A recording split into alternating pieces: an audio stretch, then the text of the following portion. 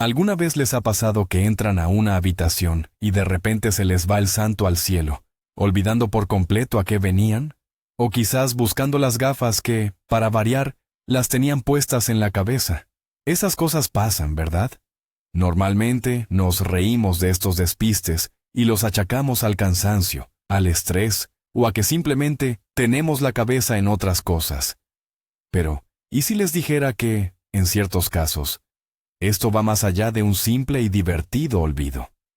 Y si fuera el primer, apenas perceptible, aviso de un problema mucho más serio. En este video, vamos a analizar esos signos sutiles, pero peligrosos, que nos ayudan a diferenciar el olvido común de los primeros síntomas de la demencia. Sabrán a qué deben prestar atención de verdad, para no cometer el error fatal de ignorar las señales que nos da nuestro propio cerebro. Quédense hasta el final, y comprenderán por qué conocer estos síntomas puede cambiar radicalmente el futuro, tanto el suyo como el de sus seres queridos. Dejen en los comentarios si alguna vez han tenido esos momentos de mente en blanco. Antes de entrar en materia, aclaremos un punto fundamental. ¿Qué es exactamente la demencia? Mucha gente cree que es sinónimo de Alzheimer, o que es simplemente lo que llaman chochear o el achaque de la edad. Pero no es exactamente así. La demencia no es una enfermedad específica, sino un término general que describe un conjunto de síntomas relacionados con el deterioro de la memoria, el pensamiento y otras capacidades cognitivas. Imaginen que es un paraguas, bajo el cual se refugian distintas enfermedades. El Alzheimer es la más común de ellas, pero está lejos de ser la única. El mito principal que debemos desmentir ahora mismo es este: la pérdida de memoria grave. No es una parte normal del envejecimiento. Sí, es cierto que con la edad podemos tardar más en recordar cierta información, pero la demencia es una enfermedad que destruye las células cerebrales e impide llevar una vida plena. Entender esto es el primer paso y el más crucial. Porque cuanto antes detectemos el problema, más opciones tendremos para ralentizar su avance y adaptarnos a la situación. Empecemos con la señal más obvia y conocida, la pérdida de memoria que realmente interfiere con nuestro día a día. Pero ¿cómo se traduce esto exactamente? Ojo, no hablamos de olvidar el nombre de un vecino o una anécdota y recordarlo más tarde. Eso nos pasa a todos. La verdadera señal de alarma llega cuando alguien olvida información que acaba de recibir. Por ejemplo, pueden repetir la misma pregunta varias veces durante la misma conversación, sin tener ni idea de que ya les has contestado. O pueden olvidar por completo una cita importante o un evento que tuvo lugar apenas ayer. Otro síntoma muy claro es la creciente necesidad de ayudas externas. Si antes esa persona lo tenía todo en la cabeza, ahora requiere constantemente notas, recordatorios en el móvil o la ayuda de la familia para llevar a cabo tareas que antes manejaba sin problemas. Podemos verlo con una metáfora visual. Imaginen la diferencia entre una biblioteca donde simplemente no pueden encontrar el libro que buscan en la estantería y una biblioteca donde ese libro ha sido quemado. Sencillamente, ya no existe. Así es precisamente como funciona la memoria cuando hay demencia. La información no está perdida temporalmente, es que directamente no se almacena. Esto provoca en la persona un sentimiento constante de confusión, incertidumbre y desorientación. El siguiente síntoma importante, y que a menudo se nos escapa, son las dificultades para planificar y solucionar problemas. Ojo, que esto no es simple pereza, ni falta de ganas de afrontar tareas complejas. Es una pérdida muy real de la capacidad para concentrarse y para seguir una secuencia de pasos. Pensemos, por ejemplo, en la cocina. De repente, a la persona le cuesta seguir una receta muy conocida, incluso si la ha cocinado cientos de veces. Empieza a confundir los pasos, añade los ingredientes en el orden incorrecto o directamente se olvida de algún componente clave. Otro ejemplo clásico es la gestión del dinero o las finanzas. Pagar las facturas, llevar un control del presupuesto, rellenar formularios bancarios. Todo esto se convierte, de golpe, en una tarea abrumadora. La persona comete errores en los cálculos, se olvida de pagar recibos importantes o, al contrario, paga la misma cosa 2 veces. No estamos hablando de un simple error por despiste o por falta de atención. Hablamos de una alteración fundamental en la capacidad de manejar números y de construir cadenas lógicas. Imaginen a un capitán de barco con mucha experiencia que, de repente, no puede trazar el rumbo en un mapa que conoce bien. Ve el mapa, ve los símbolos, pero no es capaz de unirlos para formar una ruta única y coherente.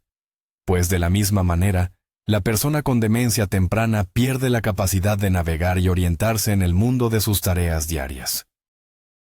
El tercer indicio es la dificultad para llevar a cabo tareas que antes hacíamos de forma rutinaria. Hablamos de esas acciones que realizamos casi con el piloto automático, sin tener que pensarlas. A una persona con principios de demencia de repente le puede costar manejar electrodomésticos que siempre ha usado, como el microondas o la lavadora. Puede que olvide las reglas de su juego de mesa o de cartas favorito, ese al que ha jugado durante décadas. Otro ejemplo muy revelador es el de conducir.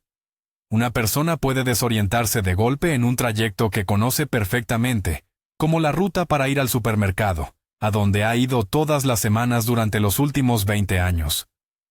Podría confundir los pedales, ignorar las señales de tráfico o tener grandes problemas para aparcar. Ojo, esto no es un simple despiste.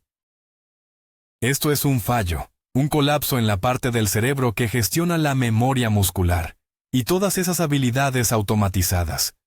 Imagínese que usted ha escrito en el teclado a ciegas toda su vida y de pronto tiene que buscar cada letra, como si fuera la primera vez que teclea. La sensación de confusión y frustración que se siente en ese momento es inmensa. Esto es exactamente lo que experimentan estas personas al perder habilidades tan básicas. Y, claro, esto golpea muy duramente su autoestima y su independencia. El cuarto signo de alarma es la desorientación en el tiempo y el espacio. Y esto, fíjense bien, es mucho más grave que simplemente olvidar qué día de la semana es hoy. Las personas con demencia en fase temprana no solo pierden la noción de las fechas, sino también de las estaciones o incluso del año en el que estamos. Pueden despertarse por la mañana y no saber si es de día o de noche. Pueden vestirse de forma completamente inadecuada para el clima. Por ejemplo, ponerse un abrigo de invierno en pleno verano, porque su reloj interno y su percepción de la realidad se han desajustado por completo. La desorientación espacial se manifiesta de manera aún más dramática. Como ya mencioné, pueden perderse en un lugar que les resulta totalmente familiar. Salen de casa y son incapaces de encontrar el camino de vuelta. A veces, esto sucede incluso dentro de su propio piso o casa. La persona entra en una habitación y de repente no comprende dónde está ni cómo salir. Es una experiencia realmente aterradora. Imaginen que están caminando por su calle de siempre. Y de repente todas las casas, los árboles y los letreros se vuelven extraños y desconocidos. No saben dónde están ni hacia dónde deben ir. Esto, naturalmente, provoca pánico y un estrés tremendo. Precisamente, este tipo de episodios suelen ser el primer motivo para acudir al médico, porque ya es imposible achacarlos a un simple despiste o a la fatiga. El quinto síntoma tiene que ver con la vista y la forma en que percibimos las cosas, y es algo muy sutil o difícil de detectar. Aquí no hablamos de problemas oculares comunes, como las cataratas o la miopía, sino de cómo nuestro cerebro interpreta lo que ve. La persona podría empezar a tener problemas para leer. Aunque ven las letras, les cuesta muchísimo convertirlas en palabras y entender lo que significan. También le podría resultar difícil calcular distancias, distinguir colores o reconocer contrastes. Todo esto causa problemas en el día a día. Por ejemplo, podrían derramar bebidas porque calculan mal dónde está el borde de la mesa, o tropezar en las escaleras porque las ven como si todas las gradas se fundieran en una sola superficie. Otro ejemplo muy claro es cuando tienen dificultades para reconocer caras y objetos. Al mirar a un familiar, puede que no lo reconozcan durante unos segundos. Podrían mirar un objeto cotidiano, como un reloj, y no entender qué es o para qué sirve. La prueba más reveladora, o el test más impactante, tiene que ver con el reflejo en el espejo. A veces, las personas que padecen demencia no reconocen su propia imagen y perciben el reflejo como si fuera otra persona que está en la habitación. Esto nos indica que hay fallos serios en la corteza visual de su cerebro. El sexto síntoma afecta directamente el habla y la comunicación. La persona empieza a tener serias dificultades para encontrar las palabras justas. Durante una conversación, es común que se quede parada a mitad de una frase, sin saber cómo continuar la idea que estaba expresando. Puede olvidar palabras sencillas o nombrar los objetos de forma equivocada. Por ejemplo, dice aquello con lo que se escribe, en lugar de decir simplemente bolígrafo. Su forma de hablar se vuelve inconexa y fragmentada. Le cuesta mucho seguir el hilo de la conversación o puede contar la misma historia varias veces, sin darse cuenta. También le resulta difícil entender de qué están hablando los demás. Ojo, esto no son simples lapsus o despistes que nos pasan a todos. Es un problema sistémico, como si el vocabulario interno de la persona empezara a evaporarse. Cada vez le resulta más complicado expresar sus ideas y participar en un diálogo. Por este motivo, a menudo empieza a evitar relacionarse y a aislarse. Visualmente, podemos imaginar esta dificultad como si intentara armar un puzzle al que le faltan constantemente las piezas esenciales. Por mucho que se esfuerce, la imagen completa no se forma. Esto, naturalmente, lleva al aislamiento, profundiza la sensación de soledad y acelera el desarrollo de la enfermedad. El séptimo síntoma, y este es uno que los familiares cercanos suelen notar muchísimo, es la tendencia a guardar objetos en lugares completamente equivocados y luego, claro, ser incapaces de encontrarlos. Es verdad que todos perdemos las llaves o el mando de la televisión de vez en cuando. Pero cuando hablamos de demencia, esto escala a otro nivel.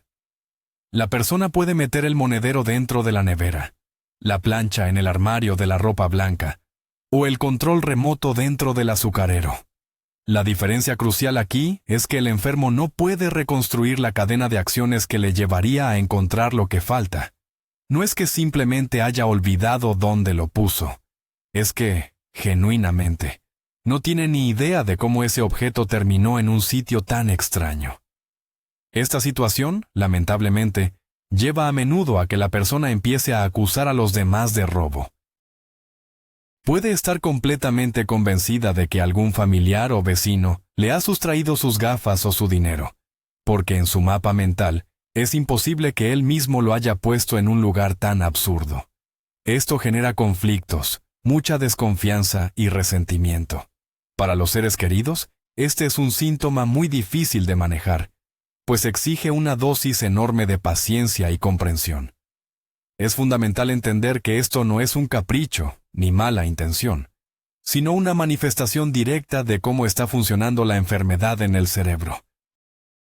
Ahora, centrémonos en algo muy sutil pero importantísimo: la pérdida o el deterioro de nuestro sentido común y de la capacidad de juicio.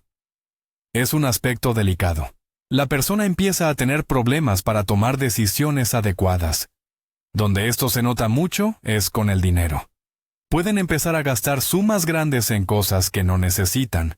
Por ejemplo, comprando artículos carísimos a vendedores a domicilio. O peor aún, cayendo en las garras de los estafadores telefónicos. Simplemente pierden la noción del valor real del dinero y no miden las consecuencias de esos gastos. Otra área muy llamativa es la higiene personal. Alguien que siempre ha sido pulcro y cuidadoso deja de asearse. Empieza a llevar ropa sucia, se olvida de ducharse o de lavarse los dientes. No les parece que estén haciendo nada mal. Sus estándares de vida y su pensamiento crítico se van deteriorando. El comportamiento social también se altera. Pueden decir cosas fuera de lugar, comportarse de forma demasiado desinhibida, o por el contrario, volverse excesivamente suspicaces y desconfiados, sin que haya motivos reales para ello. Esto sucede porque las zonas del cerebro encargadas del control social y de evaluar correctamente las situaciones empiezan a fallar. El noveno indicio es el abandono o la retirada de la actividad laboral y social. Una persona que siempre fue el alma de la fiesta, que disfrutaba visitando a los demás, dedicándose a sus pasiones o participando activamente en el trabajo, empieza a retirarse de todo esto progresivamente. Le resulta muy difícil seguir el hilo de una conversación grupal. No logra entender las reglas de ese juego que tanto le gustaba, o simplemente ya no puede manejar las tareas del trabajo. En lugar de afrontar el problema, empieza a buscar excusas o pretextos para evitar situaciones donde pueda quedar en evidencia su dificultad.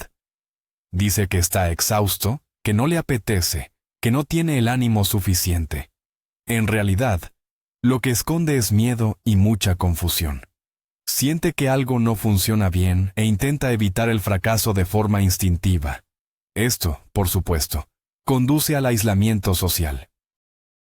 La persona pasa cada vez más tiempo a solas, quizás sentada frente al televisor, y esto solo empeora las cosas, porque el cerebro deja de recibir la estimulación que necesita.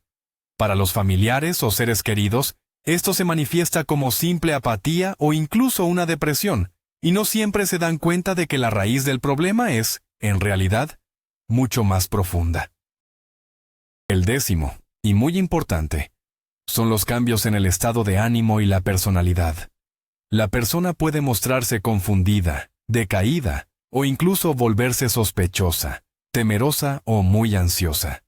Se puede enfadar o frustrar fácilmente por cualquier cosa, tanto en casa como en el trabajo, o en situaciones donde se siente completamente fuera de lugar.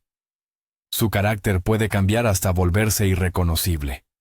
Por ejemplo, una persona tranquila y serena se vuelve irritable y agresiva, mientras que el optimista alegre se transforma en alguien apático e indiferente a todo. Estos cambios, a menudo, son producto de un profundo malestar interno. Imagínese sentir constantemente que está perdiendo el control de su propia vida, de su mente. No puede confiar en su propia memoria, se confunde con las cosas más sencillas. Esto genera un estrés enorme, miedo y frustración, que son los que se manifiestan en esos bruscos cambios de humor. Los seres queridos suelen tomarse esto de forma personal, creyendo que han hecho algo mal. Pero es vital comprender que no son simples caprichos, sino la manifestación de una enfermedad, de cambios bioquímicos en el cerebro que la persona no es capaz de controlar. Muy bien. Ya que hemos hablado de las señales básicas, vamos a trazar la línea divisoria. ¿Dónde está el límite entre lo que es normal con la edad y lo que es ya una patología? Esta es la pregunta que de verdad importa. Por ejemplo, es normal que a veces se te olvide un nombre o una palabra. Es lo que llamamos tenerlo en la punta de la lengua. Sabes que lo sabes, pero no consigues sacarlo. La señal de alarma es cuando no solo olvidas el nombre, sino que olvidas quién es esa persona, incluso si se trata de un amigo de toda la vida. Es normal olvidar dónde has dejado las llaves. La alarma real es si las encuentras dentro del frigorífico, y no tienes ni la menor idea de cómo demonios han llegado allí. Es normal necesitar ayuda a veces para entender un aparato nuevo o la tecnología moderna. La señal de aviso es cuando dejas de saber usar el microondas que llevas utilizando 10 años. Es normal confundirse con una fecha y corregirlo al momento. La señal preocupante es cuando pierdes completamente la noción del tiempo. No sabes en qué año estás o qué estación es. La diferencia crucial está en la escala y en cómo afecta a tu día a día. Los cambios normales no te impiden seguir viviendo de forma autónoma. Los síntomas de demencia sí que interfieren, y lo hacen cada vez más. Vamos a desmentir otro mito muy extendido. Mucha gente cree que la demencia es algo que solo afecta a personas de edad muy avanzada, a los llamados ancianos profundos. Esto es una idea errónea y, sobre todo, muy peligrosa. Si bien es cierto que el riesgo se dispara a medida que envejecemos, La demencia puede manifestarse perfectamente a los 60, a los 50 o incluso con solo 40 años. A esto se le conoce como demencia de inicio temprano o precoz. Y esta forma es especialmente traicionera, porque ni el propio afectado, ni su familia, ni muchas veces el personal médico, están preparados para sospechar un diagnóstico así en una persona relativamente joven. Los síntomas iniciales, como el olvido persistente, la irritabilidad o las dificultades en el trabajo, se achacan fácilmente al estrés crónico, a la crisis de la mediana edad o a una depresión, a cualquier cosa, excepto a lo que realmente es: un deterioro orgánico en el cerebro. El resultado es que se pierde un tiempo fundamental. La persona puede llegar a perder su empleo o a destrozar sus relaciones personales y familiares, mucho antes de que se establezca el diagnóstico correcto. Por eso es crucial entender que la edad es solo uno de los factores de riesgo, pero nunca el único criterio determinante. Si detectan síntomas preocupantes en una persona que todavía no ha cumplido los 65 años, no los ignoren. Podría ser el momento clave en el que nuestra vigilancia y prevención salven la situación. Otro error muy extendido es creer que si mis padres tuvieron demencia, yo estoy condenado a padecerla.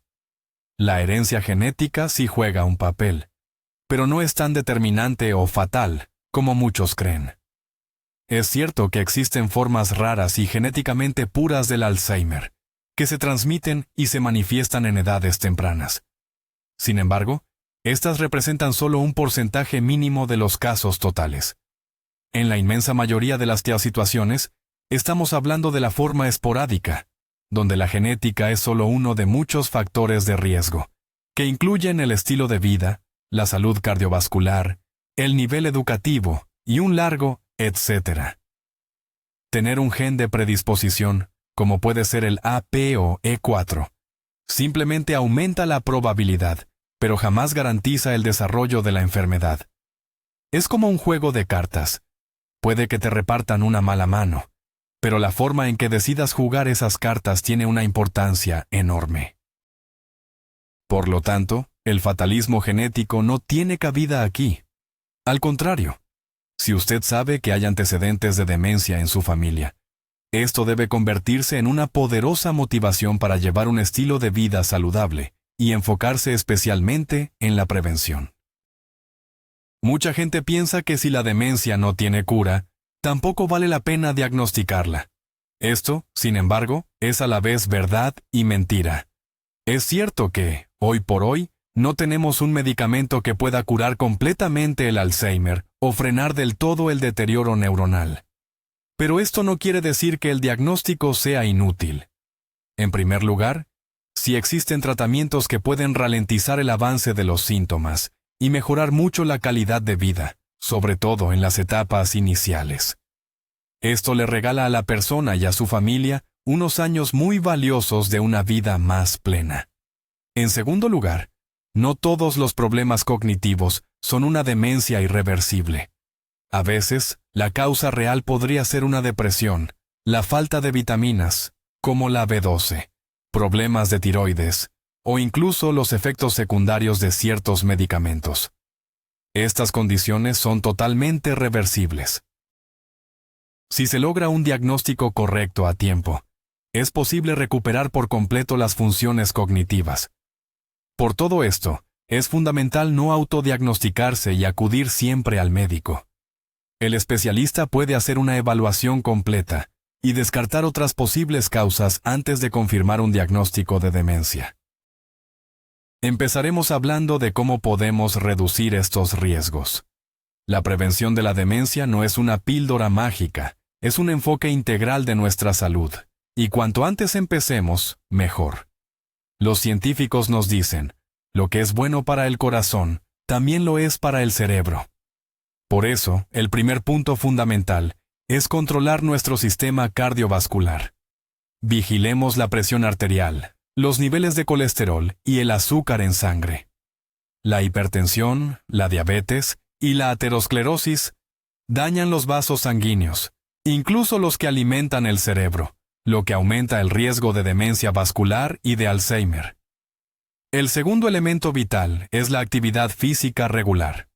Los ejercicios aeróbicos, como caminar, nadar o bailar, mejoran la circulación cerebral, estimulan el crecimiento de nuevas conexiones neuronales e incluso pueden aumentar el volumen del hipocampo, que es la región del cerebro responsable de la memoria. Con 150 minutos de actividad moderada a la semana es suficiente. No es tanto tiempo, pero el efecto es colosal. Nunca debemos subestimar el poder del movimiento. El tercer gran pilar de la prevención es, sin duda, la alimentación. La dieta mediterránea ha demostrado una y otra vez su enorme eficacia para mantener la salud de nuestro cerebro. ¿Y esto en qué se traduce? Pues en más verduras, fruta, frutos rojos, cereales integrales, frutos secos, legumbres y mucho pescado azul, que es rico en ácidos grasos omega 3.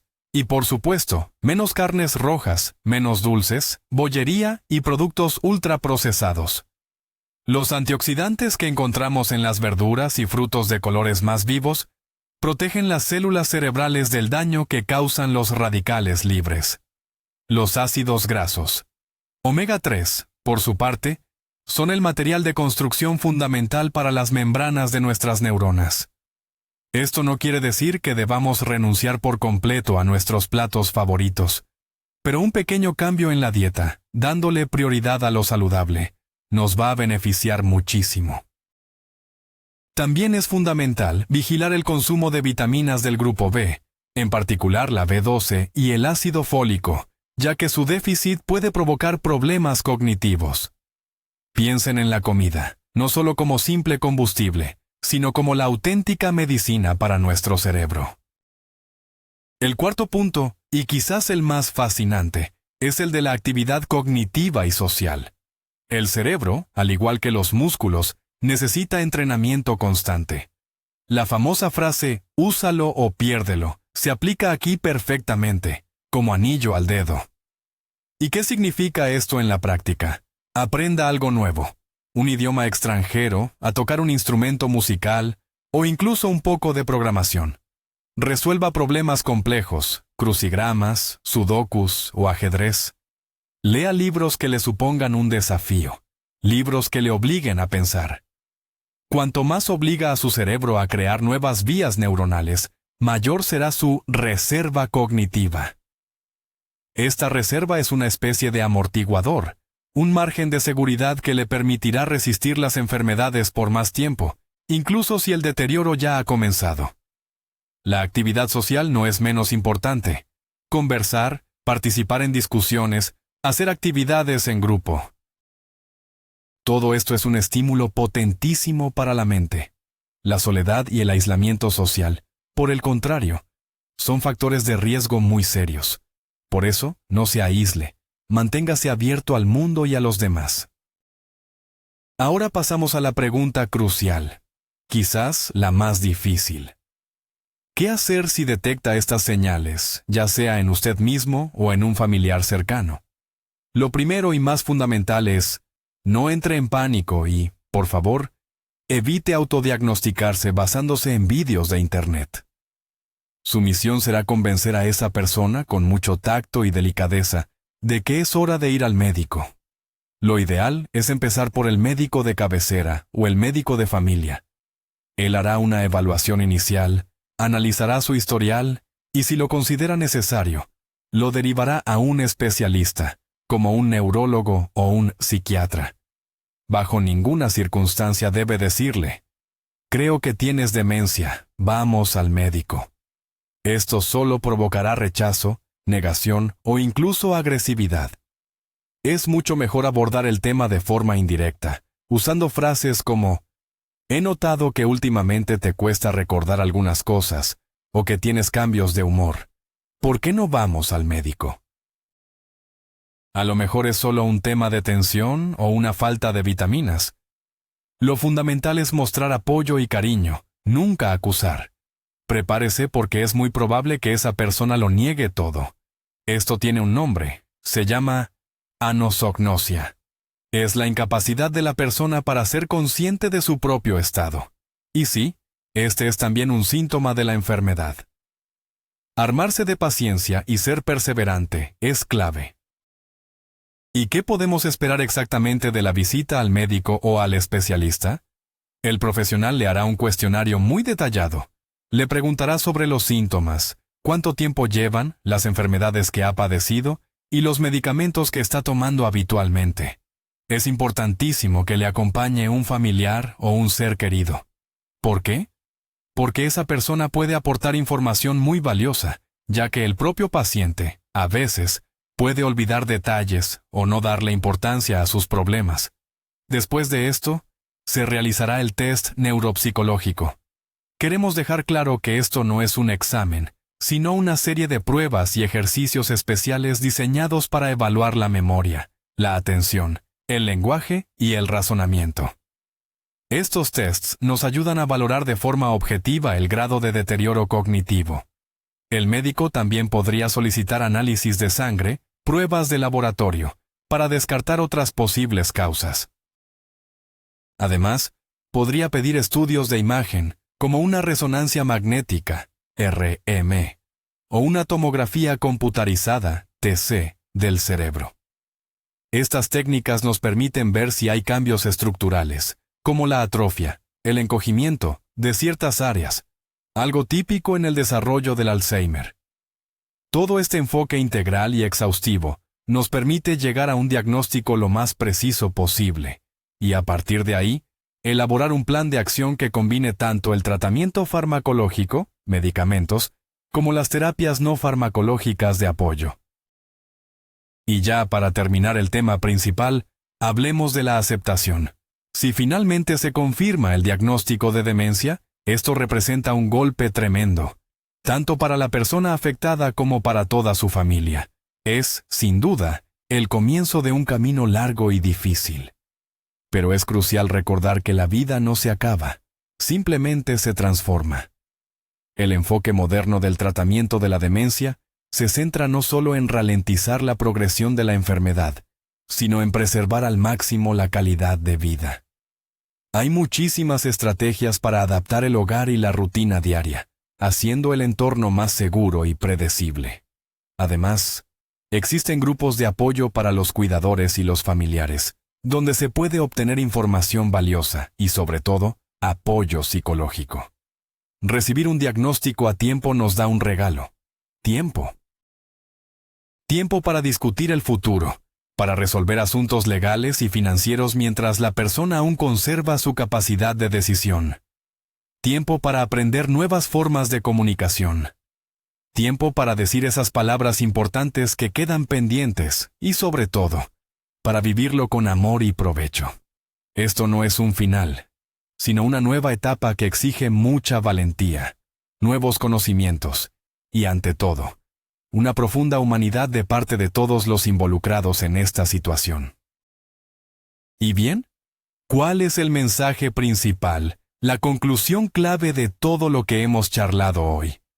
Sencillamente es esta: la demencia no empieza por haber perdido las llaves. Empieza con patrones o hábitos que se van tejiendo lentamente en la trama de nuestra vida diaria hasta que la terminan por deshilachar. El gran punto de inflexión en la comprensión de este problema es darnos cuenta de que no estamos indefensos. El estilo de vida, la nutrición y la actividad física y mental no son únicamente promesas vacías, sino herramientas reales y potentes que pueden reducir significativamente los riesgos o retrasar la aparición de la enfermedad. El principal error que cometemos es la ignorancia o la negación. A menudo, achacamos esas señales de alarma al cansancio, la edad o el simple estrés, y al hacerlo, estamos dejando escapar un tiempo valiosísimo. Recuerden bien esto: prestar atención a los detalles, conocer las señales tempranas y acudir al médico sin demoras no es ser un alarmista, sino una muestra de responsabilidad hacia su propia salud y la de sus seres queridos. Les agradezco mucho que hayan visto este importante video hasta el final. Si les ha resultado útil, por favor, déjenos un me gusta y suscríbanse al canal. Y sobre todo, no dejen de compartirlo con esas personas que tanto aprecian. Y ahora, les lanzo una pregunta a ustedes. ¿Cuál de todos los síntomas de la demencia les pareció el más difícil de reconocer o el menos obvio? ¿Y por qué? Compartan sus reflexiones en los comentarios. Su opinión es, sin duda, muy valiosa.